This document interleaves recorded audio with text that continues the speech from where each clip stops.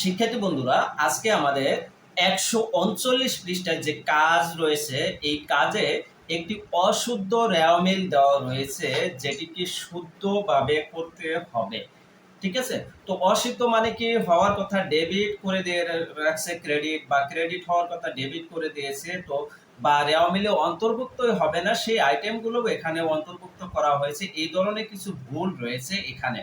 তো এই ভুলগুলো সংশোধন করে আমরা শুদ্ধ রেওয়া মিল তৈরি করব। আশা রাখি তোমরা ধৈর্য সহকারে আমার সাথে থাকবে এবং ক্লাসটাকে এনজয় করবে। তো আমরা একটু দেখি কোথায় কোথায় ভুল আছে, ভুলগুলো সংশোধন করার চেষ্টা করি। বলা আছে মাহবুবা ট্রেডার্সের ২০২৫ সালের ৩১ ডিসেম্বর তারিখে অশুদ্ধ ভাবে প্রস্তুতকৃত রেওয়া মিলটি শুদ্ধভাবে তৈরি করো। ভালো কথা। প্রারম্ভিক মজুদ পণ্য, প্রথমে এটা কি ডেবিটে দিয়েছে ৫০,০০০ টাকা, এটা ঠিক আছে। মূলধন ডেবিটে দিয়েছে ১,০০,০০০ টাকা। বলো তো মূলধন ডেবিটে হবে? হ্যাঁ, মূলধন কোথায় হবে বলো তো? মূলধন হবে ক্রেডিটে, তাইলে এইটা ভুল আছে। এটা এটা কি আছে? ভুল আছে, এটা ঠিক করতে হবে। এরপরে ক্রয় দেওয়া আছে ক্রেডিট দিকে, ক্রয় কি ক্রেডিট হয়? ক্রয় হলো ব্যয় হিসাব, এটা ডেবিট হবে। এটা কোথায় যাবে? এটা ডেবিটে যাবে। এটা এই অ্যামাউন্টটা কিন্তু ডেবিটে যাবে, তার মানে ক্রয়ও ভুল আছে। এরপরে দেখো বলা আছে বিক্রয়, বিক্রয় ১,০০,০০০ টাকা ক্রেডিটে দিয়েছে। বিক্রয় হলো আয়, আয় হলে তো ক্রেডিটেই হওয়ার কথা, তাই না? তাহলে এটা ঠিক আছে, এটা ঠিক আছে। প্রাপ্ত কমিশন, এটাও আয়, আয় হলে কি হবে? ক্রেডিটে যাওয়ার কথা, বা ডেবিটে দিয়ে দিছে, এটা কি ঠিক আছে? না, এটাও ভুল আছে। এরপরে দেখো বেতন খরচ, এটা খরচ, সকল প্রকার খরচ ডেবিট হবে, তাইলে ঠিক আছে, এটা ২০,০০০ টাকা ঠিক আছে।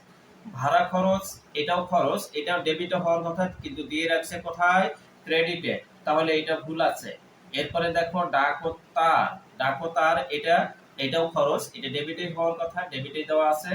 এরপরে দেখো যন্ত্রপাতি, যন্ত্রপাতি হলো সম্পদ, সকল প্রকার সম্পদ ডেবিট হয়, তাহলে ডেবিটে দেওয়া আছে, ঠিক আছে। প্রাপ্য হিসাব, প্রাপ্য হিসাব হলো চলতি সম্পদ, চলতি সম্পদ ডেবিট দিকে যাবে, এটা কিন্তু দিয়ে রাখছে কোথায়? ক্রেডিটে, তাহলে এটা ভুল করেছে, তাইলে এটা ভুল করেছে। ওকে। এরপরে দেখো প্রদেয় হিসাব, প্রদেয় হিসাব হলো চলতি দায়, সকল প্রকার দায় ক্রেডিটে যায়, তাইলে এটা দিয়েছে ডেবিটে, তাহলে এটাও ভুল করেছে, ঠিক আছে, এটা ক্রেডিটে হবে। এরপরে দেখো ৬% বন্ধকি ঋণ, ঋণ গ্রহণ করলে এটা হলো দায়, এটা দীর্ঘমেয়াদী দায়, এটা ক্রেডিটে হবে, এটা দিয়ে রাখছে ডেবিটে, এটা ভুল করেছে। এরপরে দেখো সমাপনী মজুদ পণ্য, সমাপনী মজুদ পণ্য সম্পূর্ণটাই হবে না। সমাপনী মজুদ পণ্য এখানে দেওয়া যাবে না, রেওয়া মিলে অন্তর্ভুক্ত হয় না, কারণ এখানে ক্রয় লেখা আছে, প্রারম্ভিক মজুদ পণ্য যাবে। যদি সমন্বিত ক্রয় থাকতো তাহলে সমাপনী মজুদ পণ্য যাইতো, প্রারম্ভিক মজুদ পণ্য যাইতো না। তাহলে এখানে প্রারম্ভিক মজুদ পণ্য এবং ক্রয় এই দুইটাই যাচ্ছে, সমাপনী মজুদ পণ্য যাচ্ছে না, তার মানে এই ৮০,০০০ টাকা ডেবিট বা ক্রেডিট কিছুই হবে না, এটা যাবে না। এরপরে দেখো বিক্রয় ফেরত, বিক্রয় হলো ক্রেডিট, এর ফেরত ডেবিট হওয়ার কথা, তাইলে আমরা ক্রেডিটে লিখে দিচ্ছি, তাইলে এটাও ভুল আছে, এটা ডেবিট পাশে বসাইতে হবে। এরপরে অনিশ্চিত হিসাব, অনিশ্চিত হিসাবটা আমরা একটু শুদ্ধভাবে করে দেখি, যদি ডেবিট ক্রেডিট মিলে যায় তাহলে এটার আপাতত দরকার নাই, ঠিক আছে। এটা ডেবিটে বা ক্রেডিটে তখনই হবে যখন দুপাশের হিসাবে গড় মিল থাকবে এবং কি সংশোধন করার আর কোনো ওয়ে পাচ্ছি না, তখন এই হিসাবটি হবে। তো অনিশ্চিত হিসাব নিয়ে আপাতত কথা বলতেছি না, আমরা ডেবিট ক্রেডিট ঠিক করে লিখবো, লিখে তারপরে দেখবো অনিশ্চিত হিসাব হয় কিনা। তাহলে আমরা একটু পোস্টিং দেওয়ার চেষ্টা করব, কিভাবে লিখবো? লিখবো যে মাহবুবা ট্রেডার্সের রেওয়া মিল ৩১ ডিসেম্বর ২০২৫, ক্রমিক নং হিসাবে শিরোনাম, খতিয়ান পৃষ্ঠা, ডেবিট টাকা, ক্রেডিট টাকা, এটা আমরা এইভাবে কলাম টেনে নেব। কলাম টেনে নিয়ে কি করব? ১ নাম্বার কি ছিল? প্রারম্ভিক মজুদ পণ্য ৫০,০০০ টাকা, এটা ডেবিট পাশে বসায় দিব, তাহলে প্রারম্ভিক মজুদ পণ্য ৫০,০০০ টাকা ডেবিট পাশে বসায়। এরপরে ২ নাম্বার কি ছিল? মূলধন ১,০০,০০০ টাকা, এটা ভুল আছে, ক্রেডিটে বসবে, তাহলে মূলধন ১,০০,০০০ টাকা ক্রেডিটে বসায় দিলাম। এরপরে কি আছে? বিক্রয় আছে, ক্রয় হলো ক্রেডিটে দেওয়া আছে, এটা ডেবিটে হতে হবে, তাহলে এটাও ভুল আছে, এটা ডেবিট পাশে বসাই দিব ৮০,০০০ টাকা, তাহলে ক্রয়ে ৮০,০০০ টাকা বসাই দিলাম। এরপর বিক্রয় হবে ক্রেডিট, এটা ক্রেডিটে দেওয়া আছে, এটা ঠিকই দেওয়া আছে, এটা ১,০০,০০০ টাকা ক্রেডিটে বসাই দিব। এরপরে দেখো প্রাপ্ত কমিশন আছে ১০,০০০ টাকা, এই ১০,০০০ টাকা এটা ক্রেডিট হওয়ার কথা, কারণ প্রাপ্ত কমিশন হলো আয়, এটা ক্রেডিট পাশে বসাই দিব ১০,০০০ টাকা, এখানে আমরা প্রাপ্ত কমিশনে ১০,০০০ টাকা বসাই দিব। এরপরে দেখো বেতন খরচ 20,000 টাকা, ভাড়া খরচ 12,000 টাকা, ডাক ও তার 3,000 টাকা, যন্ত্রপাতি 5,800 টাকা, এগুলো সব ডেবিট হবে। ঠিক আছে, এই 12,000 টাকা এটা ডেবিট পাশে চলে আসবে। তাহলে এটা বসাও, বেতন খরচ 20,000 টাকা, ভাড়া খরচ 12,000 টাকা, ডাক ও তার 3,000 টাকা, যন্ত্রপাতি 5,800 টাকা, এগুলো ডেবিট পাশে বসবে। এগুলো আমরা বসাই দিছি কেন, সম্পদ এবং ব্যয় ডেবিট পাশে বসে। হ্যাঁ, তাহলে দেখো প্রাপ্য হিসাব এটি হলো চলতি সম্পদ 35,000 টাকা, এটাও ডেবিট পাশে বসবে, এটা ডেবিট পাশে বসাই দিলাম। ওকে, এরপরে দেখো প্রদেয় হিসাব এটি হলো চলতি দায়, এটা ক্রেডিট পাশে বসবে 40,000 টাকা, এটা আমরা ক্রেডিট পাশে 40,000 টাকা বসাই দিব। ওকে, এরপরে আমরা কি করব, আমরা করব যে 6% বন্ধকি ঋণ, এটা দীর্ঘমেয়াদী দায়, সকল প্রকার দায়ী ক্রেডিট দিকে 10,000 টাকা ক্রেডিটে বসবে, বন্ধকি ঋণ 10,000 টাকা ক্রেডিটে বসাই দিব।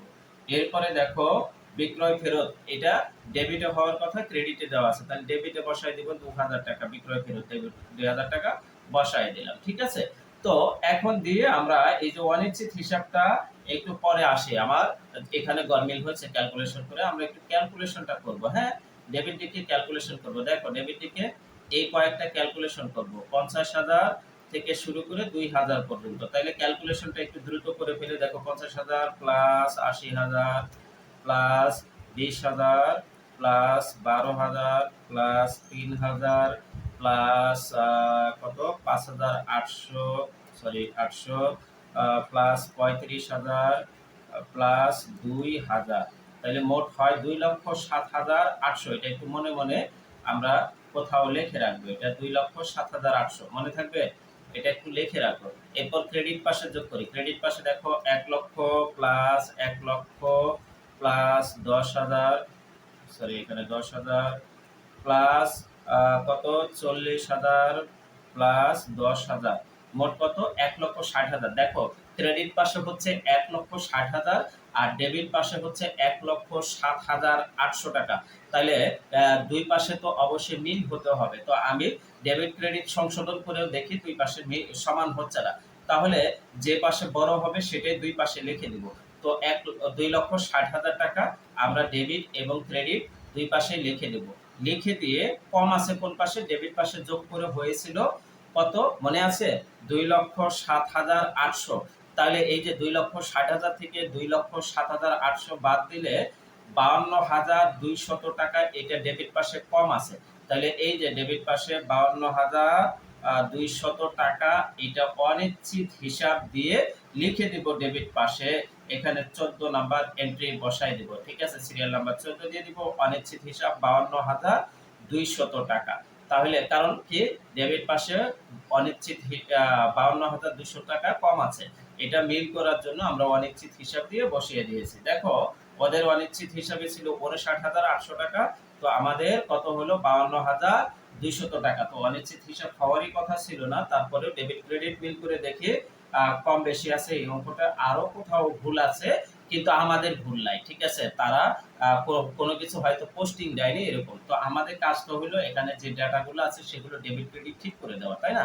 তো এটা ঠিক করে দিয়েছি। তো আশা রাখি এই কাজের সমাধানটি তোমরা পেয়ে গেছো এবং সবাই বুঝতে পেরেছো। যদিও কোথাও অসুবিধা হয় এবং কোনো কনফিউশন থাকে বা কোনো সাজেশন থাকে বা কোনো উপদেশ বা পরামর্শ যেটাই বলো না কেন যদি থাকে, তাহলে কমেন্ট করে আমাকে জানাবে, আমি তোমাদেরকে রিপ্লাই দিয়ে সেটি রেসপন্স করার চেষ্টা করব। আর পরবর্তী ক্লাসে আমি তোমাদেরকে এই অধ্যায়ে যে সৃজনশীল প্রশ্নগুলো দেওয়া রয়েছে সেই সৃজনশীল প্রশ্নগুলোর সমাধান আমি ধারাবাহিকভাবে দিয়ে দেব। সবাই ভালো থাকো, সুস্থ থাকো, দেখা হচ্ছে পরবর্তী ক্লাসে। আল্লাহ হাফেজ।